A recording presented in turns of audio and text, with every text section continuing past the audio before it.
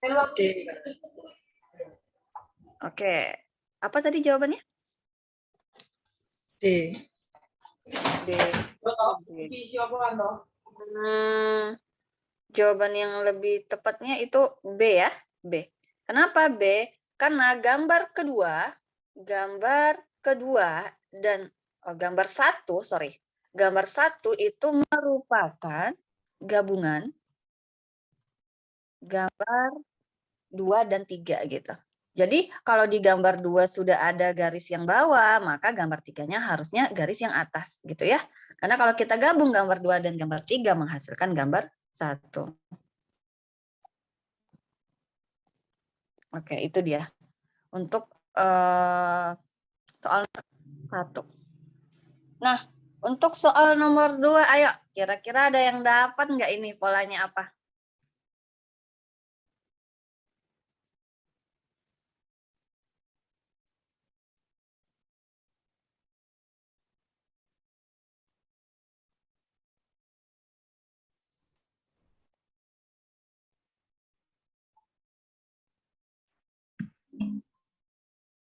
Ayo ada yang dapat nggak? Polanya apa untuk soal nomor 2?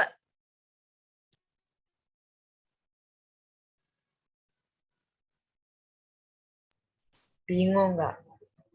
Oke, bingung. Yang lain ada yang dapat nggak?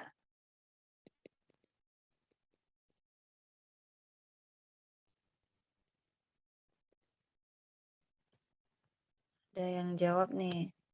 Saya jawab D, Kak. Kenapa tuh jawabannya, di alasannya? Soalnya saya analisis yang gambar yang apa namanya sebelumnya itu, dua gambar sebelumnya itu kan hilang ini. Ya Oke, terus saya iya. analisis nanti dua gambarnya itu hilang di akhirnya gitu. Ya benar. Untuk gambar sebelumnya, misalkan kita lihat eh kita lihat untuk baris pertama ini adalah untuk gambar pertama dan gambar kedua yang sama itu yang ini nih, yang sama itu yang ini, sorry. Yang sama itu ini dan ini. Berarti yang tidak sama posisinya itu hilang, yang tetap itu yang posisinya sama gitu. Sama dengan di baris kedua. Di baris kedua itu kan yang sama ini posisinya. Berarti kan yang untuk gambar ketiganya cuma di mata aja gitu. Sedangkan untuk baris yang ketiga ini berbeda, makanya yang jawabannya itu yang atas saja, yang hitam di atas. Sehingga jawabannya D. Benar ya? Jadi dia mengambil yang posisinya sama gitu. Oke, kita coba lihat soal selanjutnya. Oke. Soal selanjutnya ini adalah soal nomor 3. Kalian lihat bahwa polanya itu setiap gambar berkurang satu, berkurang satu, berkurang satu. Nah, tapi yang berkurangnya itu dari depan terambilnya ya. Dari depan, terus yang di depannya lagi gitu. Jadi awalnya ini yang hilang, setelah itu ini yang hilang, setelah itu seharusnya ini yang hilang gitu. Tinggallah yang paling belakang. Nah, yang paling belakang ini yang mana nih kira-kira? Pastikan antara A, B, dan E nih ya, yang bentuknya yang mirip lah dengan yang paling belakang. Ayo, yang mana A, B, atau C? Sorry, bukan E, tapi C. Yang bentuknya mirip dan bintangnya juga mirip. Bintangnya tidak berubah. Jawabannya adalah yang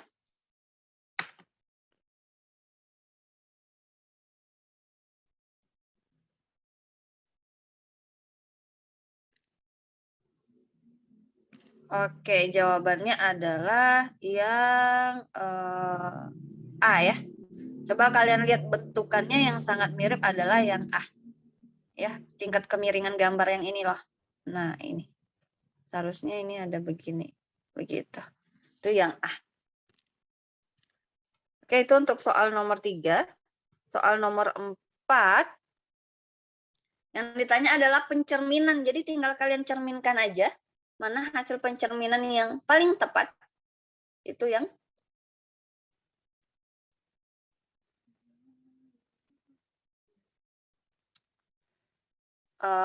Pencerminan yang paling tepat adalah, oke, yang ini salah. Kenapa yang A salah? Di ujung ini seharusnya ada ujung segitiganya, yang atas ini seharusnya berlebih segi ujungnya ya. Terus yang B salah. Kenapa yang B salah? Karena ini itu seharusnya agak ke sini posisinya. Agak ke ujung mendekati ujung segitiga. Oke. Terus kalau yang C kenapa salah ya? Udah jelas ya, di sini lingkarannya beririsan. Terus yang lain lagi ujung segitiga lancipnya nggak ada. Ini juga salah, maka jawaban yang paling tepat adalah yang E. Oke, kita lanjut ke soal nomor 5. Nah, soal nomor 5 ini yang diminta adalah yang berbeda dari kelima gambar ini, kira-kira yang mana nih yang berbeda? Udah sangat jelas ya, jawabannya adalah ya. Udah kita record kan. Oke. Jawabannya ada yang B ya. Jawabannya yang B. Kenapa? Karena kalau yang A, C, D, dan E itu merupakan segi 4. Walaupun segi 4-nya ada yang beraturan, ada yang tidak. Sedangkan kalau yang B adalah segitiga. Begitu. Oke, next kita lanjut ke soal nomor 6. Dalam suatu kotak terdapat chip sebanyak 99 buah. Kemudian diketahui bahwa 20 chip tersebut rusak. Nah, jika pada pengambilan pertama terambil chip yang tidak rusak, maka berapa peluang terambil chip yang rusak pada pengambilan kedua? Jadi kita yang ditanya itu adalah hanya peluang terambil chip yang rusak, Oke. Berarti kan rumus peluang itu kan NA per NS. Nah, NA di sini adalah banyak chip yang rusak. Ayo, banyak chip yang rusak ada berapa? 20. Oke, per NS-nya berapa dong total keseluruhan chip? Berapa? 99. 98 ya. Kenapa 98? Oh, iya. Ini kan pengambilan kedua. Artinya kan tadi chipnya sudah terambil 1. Gitu. Sehingga jawabannya yang B ya. Jadi ini itu bukan terambil 2 kali, bukan adanya pengambilan 2 kali. Artinya yang pengambilan pertama tuh dianggap sudah terjadi, makanya kita tidak perlu hitung peluangnya. Yang kita hitung peluangnya hanya pengambilan kedua, begitu. Kan yang tanya berapakah peluang terambil chip yang rusak pada pengambilan kedua. Nah, itu aja yang ditanya ya. Makanya dia nyari peluang pada pengambilan kedua saja. Oke, next ke soal nomor 7. 2 buah bilangan diambil dari bilangan-bilangan 0, 1, 3, 5, 6, 8, dan 9. Tentukan peluang kedua angka yang diambil tersebut memiliki selisih ganjil. Oke, berarti hasil pengurangannya itu adalah ganjil. Ayo, kakak mau nanya dong, kira-kira 2 buah bilangan kalau kita kurang itu hasilnya ganjil ketika apa nih? Ketika apa?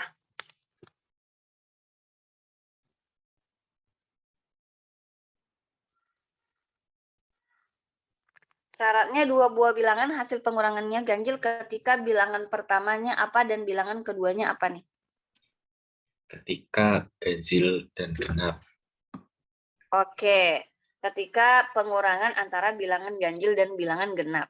Bisa jadi bilangan pertamanya ganjil, bilangan keduanya genap, atau bilangan keduanya genap, bilangan pertamanya genap, bilangan keduanya ganjil, gitu ya.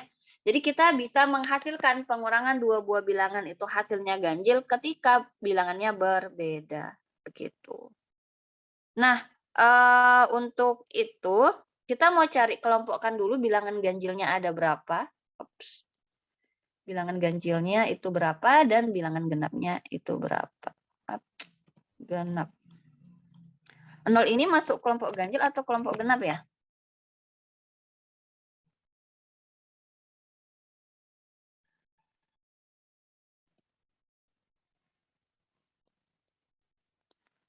Hmm.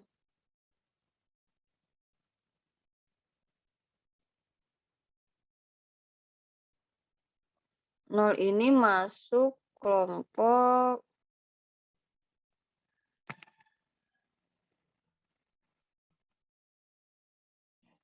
bentar. 0 ini kita anggap kelompok ganjil ya. Kenapa kalau ganjil? Kenapa 0 ini kita anggap ganjil? Karena kalau misalkan salah nih. Kalau 2 dikurang 0 itu kan 2. Berarti 0 ini nggak bisa dianggap ganjil ya. Tapi 1 dikurang 0 itu 1. Berarti ini ganjil, ini genap. Oke. Berarti 0 masuk kelompok genap. Oke, berarti kelompok ganjil itu 1, 3, 5, 9. Kelompok genap 0, 6, 8 ya. 0, 6, 8. Jadi, kita bisa dapat peluang kedua angka yang diambil tersebut memiliki selisih ganjil ketika angka yang pertama itu angka pertama ganjil dan angka kedua genap. Angka kedua genap. Oke. Terus kita ini kan. Kita coba buat kotak saja biar enak. Angka pertama ganjil. Bilangan ganjil ada 4. Angka kedua genap. Bilangan genap ada 3. Berarti kalau kita kali hasilnya 12. Nah, ada 12 bilangan ganjil yang terbentuk ketika bilangan ganjil dikurang bilangan genap.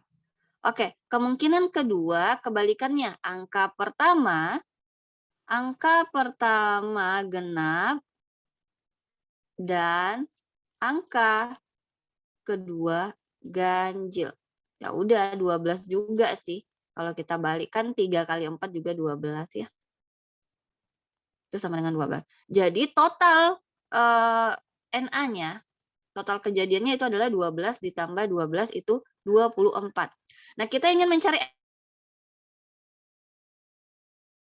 NS. NS di sini apa, Kak? NS di sini ketika kita ambil 2 buah bilangan dari 6 bilangan gitu. Ketika kita mengambil 2 buah bilangan dari 6 bilangan. Nah, kenapa pakai permutasi P62? Kenapa tidak P72 ya, sorry. P72. Kenapa P72 tidak kombinasi, Kak? Karena kan ini urutannya diperhatikan. Ganjil genap sama genap ganjil berbeda. Makanya kita pakai permutasi. Permutasi 72 itu adalah 7 faktorial per 7 dikurang 2 faktorial. Sama dengan 7, 6, 5. Yang bawah itu 5. Habis, maka jawabannya 42. Sehingga peluang A adalah NA per NS. NA-nya itu 24, NS kita 42. Nah, sama-sama dibagi 2, sama-sama bagi 6, 4 per 7. Jawabannya yang C. Ingat ya, NS itu bukan 7 gitu, tapi NS itu kejadian ketika kita mengambil 2 buah bilangan dari 7 bilangan. Tapi tanpa syarat nih. Misalkan tanpa selisihnya mau genap, mau ganjil, atau bagaimana. Begitu. Gimana untuk soal nomor 7, kira-kira paham nggak sampai di sini?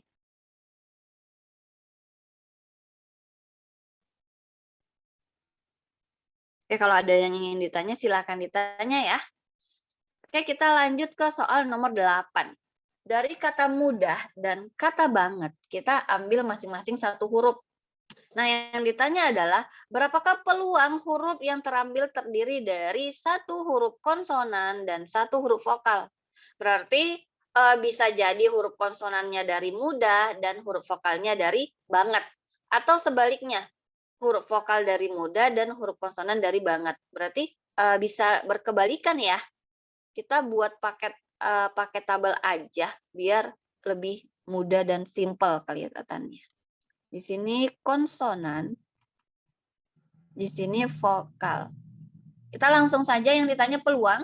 Kakak mau nanya dong, berapa peluang konsonan di kata mudah?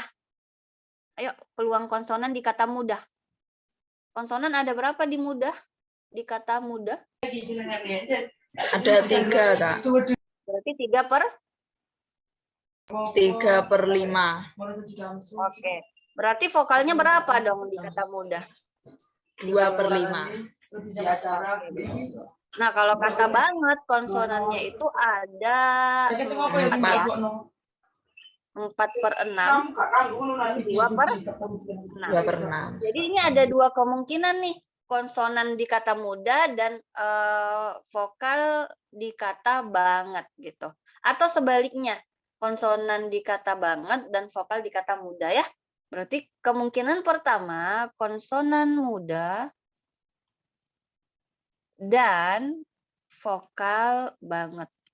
Nah, ingat ini harus terjadi keduanya berarti 3/5 dikali 2/6. Kita sederhanakan 3/5 dikali 1/3.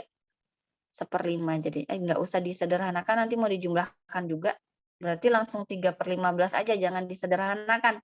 Karena nanti kita akan jumlahkan dengan yang kemungkinan kedua. Kemungkinan kedua, vokal di kata muda dan konsonan di kata banget. Berarti vokal muda itu 2/5 dikali 4/6. Disederhanakan 2/5 dikali 2/3, jadinya 4/15. Nah, karena ini kemungkinan atau kan bisa jadi kemungkinan pertama yang terjadi atau kemungkinan kedua. Maka dari itu kita tambah, bukan dikali. Karena ini kemungkinan yang terjadi itu salah satunya. Sehingga jawabannya adalah 7/15. Begitu ya. Kan nggak bisa nih terjadi dua-dua kemungkinan nih. Pasti salah satunya. Yang atas atau yang bawah. Gimana? Ada pertanyaan untuk soal nomor 8?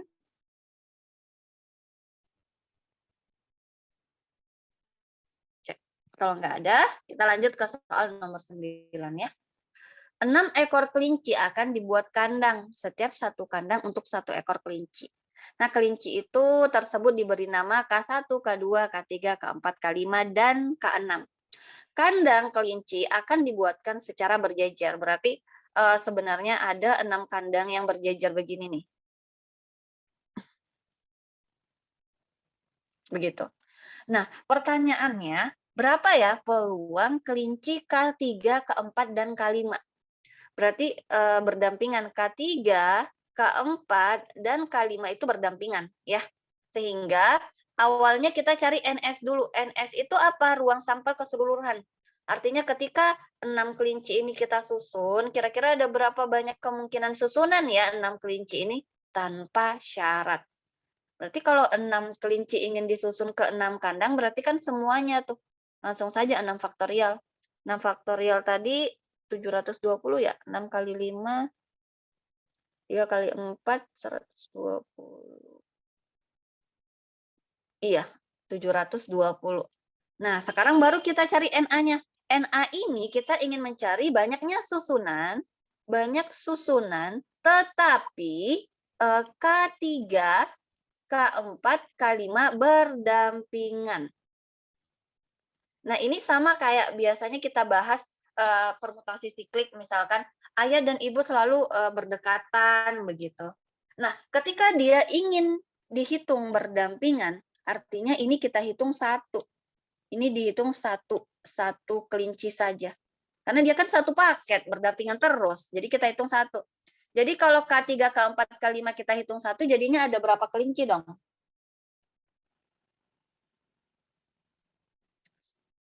Ayo, ada berapa kelinci?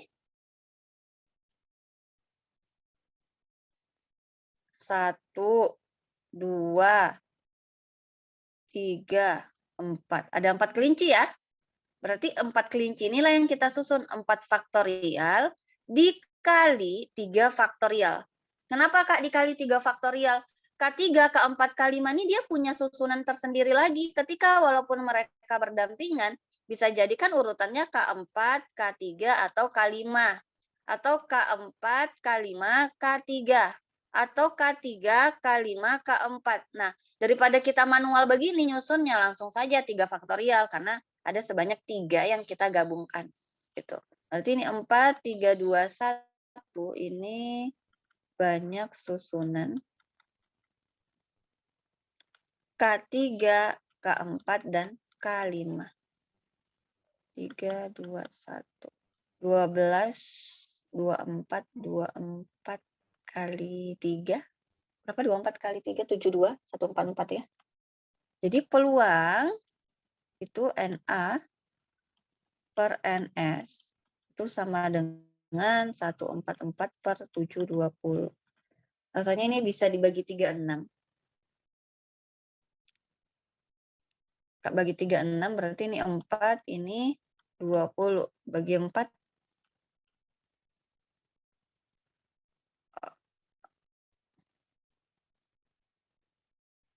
kok jawabannya kira-kira jawabannya yang mana? Ini kok sama ya? Tunggu. Nomor 9. Oke, nomor 9 kenapa optionnya yang salah? Karena di pembahasannya juga memang salah, begitu. Di pembahasannya memang salah ya. Oke, jadi seharusnya jawabannya 1/5. Nah, kira-kira untuk soal nomor 9 bisa dipahami? Atau ada yang ingin ditanya?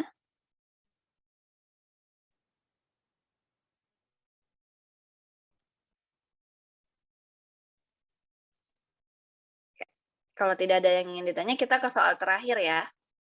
Kayak sebuah acara membutuhkan 5 orang panitia, yang mana dari 5 orang ini kita akan pilih dari 6 laki-laki dan 4 perempuan. Yang ditanya, berapakah banyak pemilihan panitia? Jika paling sedikit 2 perempuan. Berarti ada beberapa kemungkinan nih kalau ada menggunakan kata paling sedikit. Kemungkinan pertama, berarti 2 perempuan dan 3 laki-laki. Kemungkinan kedua, itu 3 perempuan. Kemungkinan ketiga, itu 4 perempuan dan 1 laki-laki. Nah, enggak bisa ya 5-5-nya perempuan. Kenapa? Karena yang tersedia aja itu hanya 4 perempuan. Begitu. Jadi, di sini kalau 2 perempuan, ini kita pakai kombinasi karena urutannya nggak perlu kita perhatikan. Perempuan ada 4 yang diambil 2, dikali laki-laki ada 6 yang diambil 3. Nah, ini kalian selesaikan menggunakan rumus kombinasi ya. 4 dikurang 2, 2. Kali 6 faktorial, 3 faktorial, 6 kurang 3, 3. Nah, ini langsung saja 4 kali 3. Berarti 6. 6, 5 kali 4, 20. Berarti 120. Nah, ini 120. Terus kalau yang ini juga caranya sama. C43 dikali C62. Berarti kalau C43, 4 dan 3 ini selisihnya 1 ya. Kalau dia selisihnya 1 langsung saja jawabannya yang di atas, yang N-nya 4. Kalau C62 ini berarti 6 faktorial, 2 faktorial, 4 faktorial. Berarti 6 kali 5 dibagi 2 kali 1. 15, 60. Nah, ini juga begitu, C44 dikali C61. Nah, ketika dia sama yang N sama R-nya, berarti jawabannya 1. Kita punya CNR dengan N sama dengan R, maka dia jawabannya 1. Yang kedua, ketika kita punya CN1, jawabannya N. Yang ketiga, kita punya CN, di bawahnya N kurang 1, juga jawabannya N. Berarti 1 dikali C61 berarti 6. Berarti di sini 6. Tinggal kalian jumlahkan saja kemungkinan-kemungkinannya, berarti totalnya adalah 120 ditambah 60 ditambah 6, jadinya 186. Maka jawabannya yang E. Oke, gimana? Ada pertanyaan untuk ini? Untuk soal nomor 10? Dari soal nomor 1 sampai nomor 10 ada yang kurang paham?